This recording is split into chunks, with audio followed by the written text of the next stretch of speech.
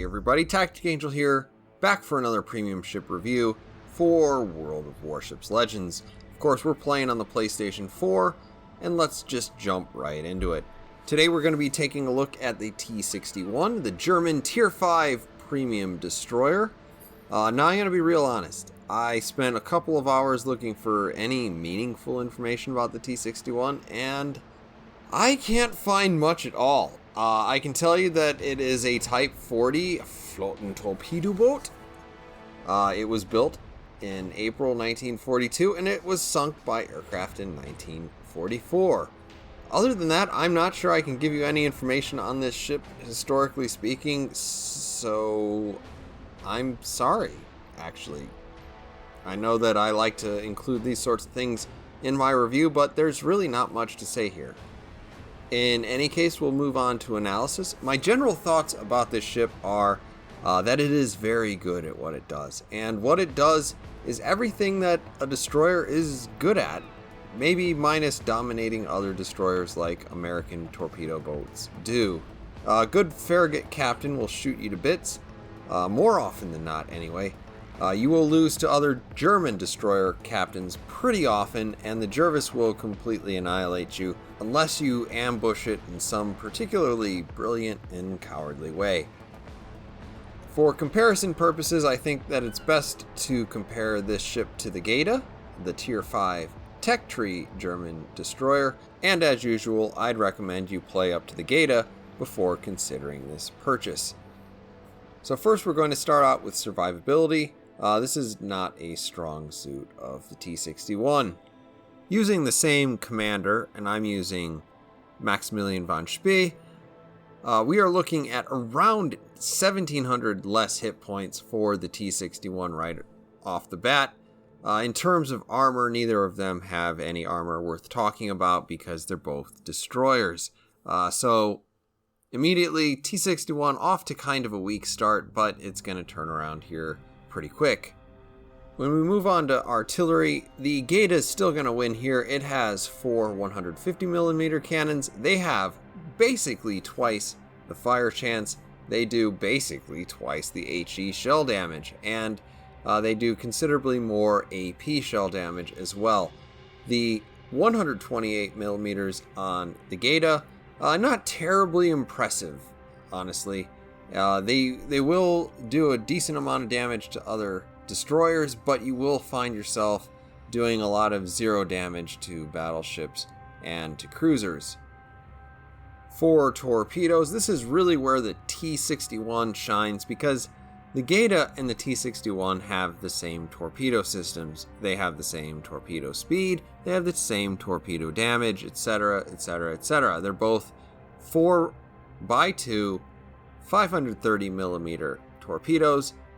The difference is that the Geta reloads around 20 seconds slower. So the T-61, 20 seconds faster, meaning it really can put a lot of hurt out into that water real quick. And this is really where the T-61 shines and why you might consider purchasing this, particularly if you're the type of person who really likes torpedo boats as opposed to gunboat destroyers.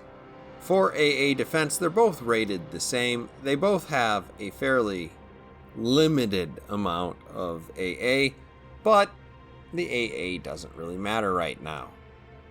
When we look at maneuverability, you're looking at a situation where the Geta turns significantly wider than the T-61, but the T-61 is also just a little bit slower. So it kind of evens out. These are very similar in terms of their maneuverability rating. Honestly, they both feel fat in the water, so I wouldn't really say that one feels significantly better than the other, but opinions are going to vary here. When we move into concealment, the T-61 is going to be visible at 5.3 kilometers with my sort of commander setup. That is with double stealth with both Eric Bay and Jerzy Swirsky. So the T-61 is marginally less detectable by air, but it's not really worth mentioning. They both earn a 99 concealment, which is very, very good.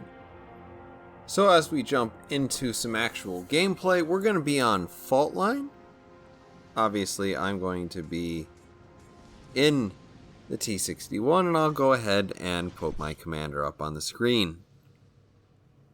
As the battle actually begins, I'm going to start heading into B.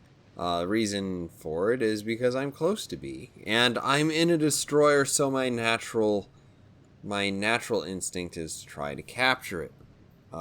Not everybody's always going to agree with this tactic. I'm one of the people who realizes that you don't have to shoot your guns just because there's something in range of you.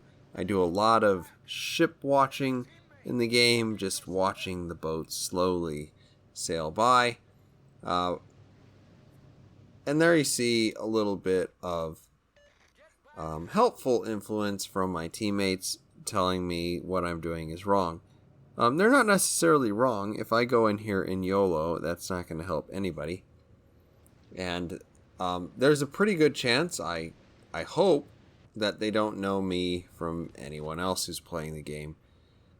Sometimes Tactic Angel feels focused, and it feels bad, man. It feels bad. In any case, we see a Benson out there. Benson's not really a great choice for us because the Benson will shoot us to pieces. Like I said, the Farragut will actually shoot you to pieces pretty effectively.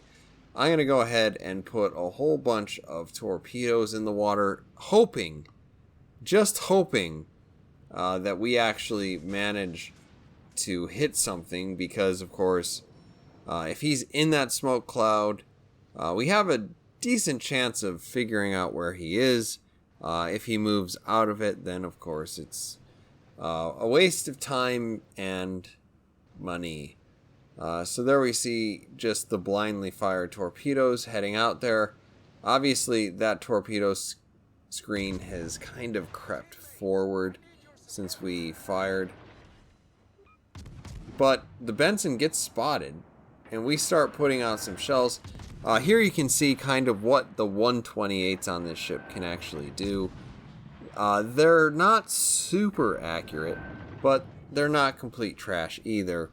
In a lot of ways, when I play this ship, I feel a lot like an Icarus, or you know, another sort of mid-tier British gunboat, because you're not really good enough to outgun a lot of ships, but you do have enough guns to definitely outgun some.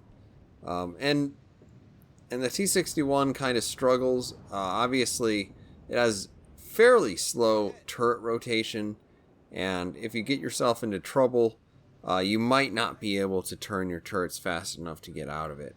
It's several times slower than the American battleships, and here we're scooting around this island, hoping that we might actually find that other destroyer on the other side.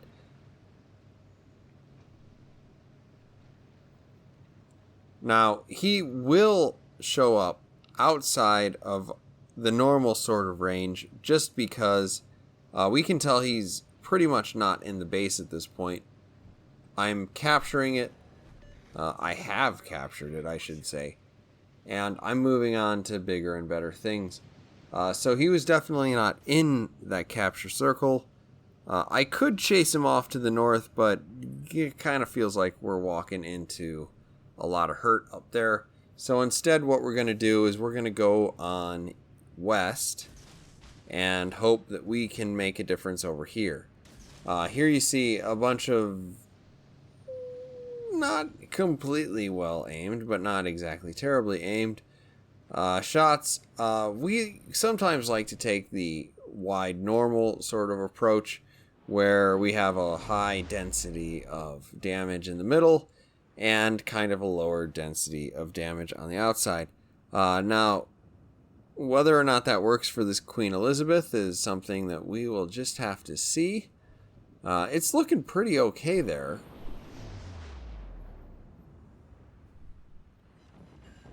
We managed to walk away with 3 torpedo hits. That's pretty decent.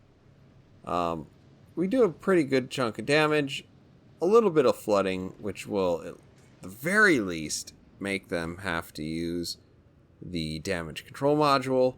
And at this point, we're happy to see that our torpedoes are already reloaded. Now, ordinarily, you'd have to wait another 30 seconds for the Geta to actually reload those torpedoes. But in this case, we're already cock-locked and ready to rock if we need to.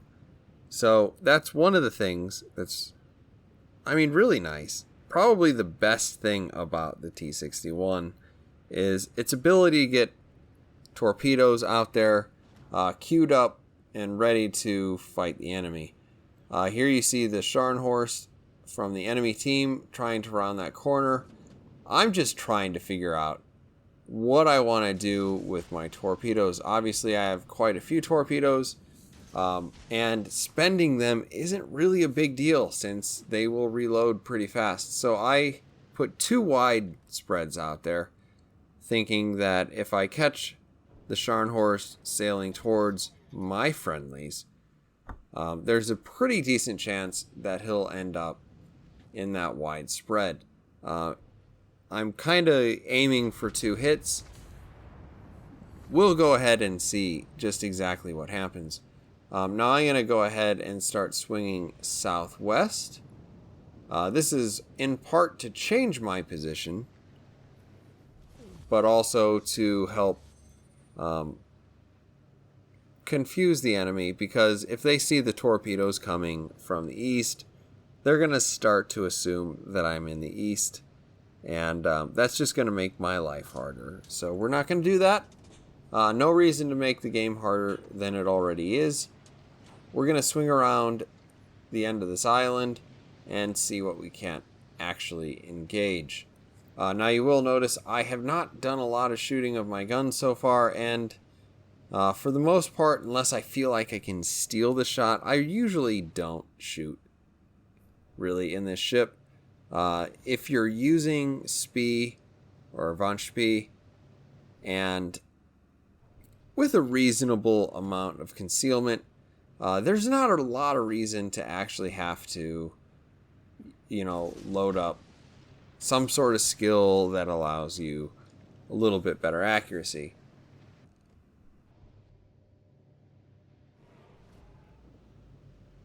Now you see I'm starting to sail away from that enemy Scharnhorst. We see that we still have some torpedoes on target. And it looks like he is only growing more and more broadside, so hopefully we can get those torpedoes there before he completely escapes. Looks like we've got 2. We do have 2. Somebody else has a couple more torpedoes, and there they go.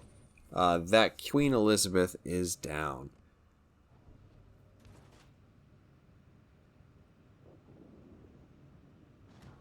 Now we're in a situation where we're being rushed by tier 6 battleships.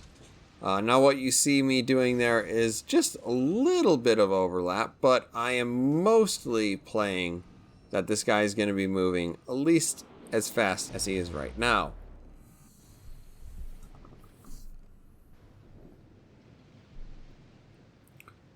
We get a pretty good spread, and it looks like we're probably going to hit him with 3 or 4 torpedoes. Real nice, real nice. We get 3 hits, 3 floods. It looks like we were getting some help from another destroyer, possibly another battleship. So that was nice. A little bit of teamwork, even if it was just happenstance. And at this point, we're going to see if we can't run out there, try to make sure that the enemy doesn't take our base. And if possible, it wouldn't be all that terrible if we managed to take theirs. So Scharnhorst, we're trying to aim a little bit higher than average, just so we can maybe get those fires. It's not super effective, but we do manage to land one there. He puts it out, so obviously we've got our work cut out for us again. See if we can't get another hit that actually causes some fire. Sometimes this can be a little bit annoying because, of course, you look at the chance that each one of these hits will cause a fire, and you know, it doesn't always happen.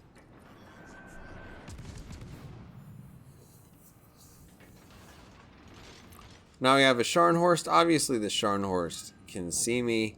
I've got a little bit of protection from that island that's immediately in front of me, at least from other ships that might want to take me out, considering the things I've been doing. I'm going to go ahead and put a whole lot of angry fish in the water again.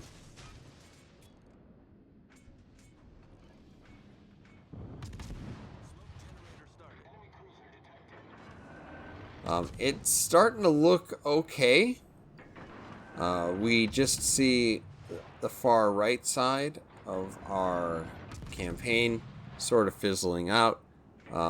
In the middle, though, and on the left side, we do manage to actually secure an enemy kill. We're up to 117,000 damage. Pretty impressive. One thing about this ship, now I don't take the ability that allows me to accelerate to full speed in 50% less time. That is useful. I personally prefer to be able to steer quicker.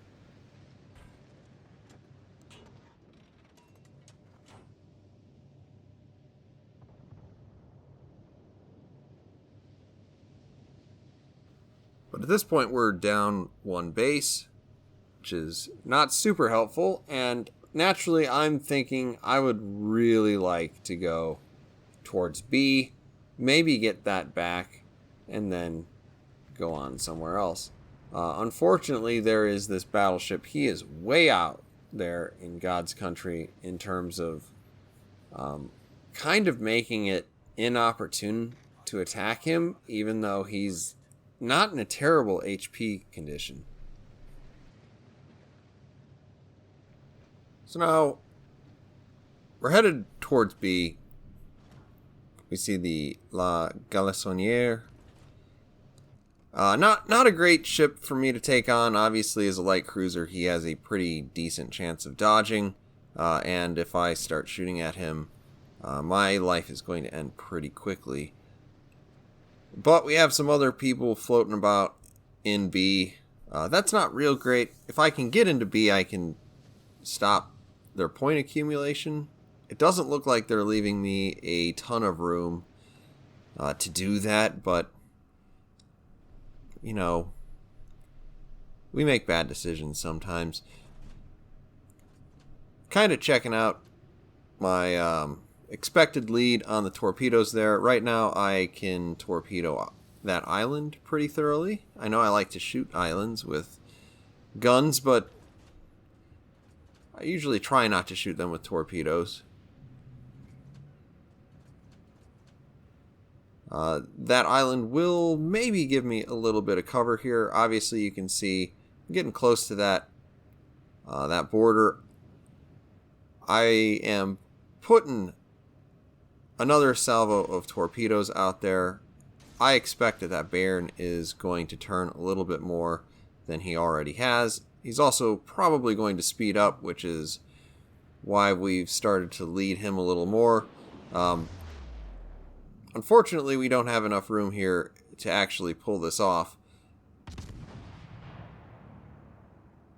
without being spotted anyway. Now, on the bright side, I hit with just about everything. La Galissonière is out of the game. The Baron is pretty close to out of the game too. Obviously, I'm just hoping to start another fire here. We're still waiting on that cooldown for our smoke. Obviously, your German destroyer, your smoke isn't that great, and the reload speed is a fairly lengthy reload for what you get. In any case, as you can see here, we don't do a ton of damage with our 128s against well-armored targets. And that's a little bit disappointing. You don't get enough shells out there to really make up for the fact that you're going to do a lot of 0 damage. In any case, the game ends. We manage not to lose it. We walk away with a pretty substantial amount of XP here. This is a little bit better game than I usually like to put up for these sorts of reviews. But usually one of two things have been happening to me with this ship. I either completely faceplant, and I'm not going to show you that, or I have a really good game, and unfortunately I've just been really busy with work. So hopefully this has been good enough. Hopefully it's been useful for you guys, and I will see you on the next one.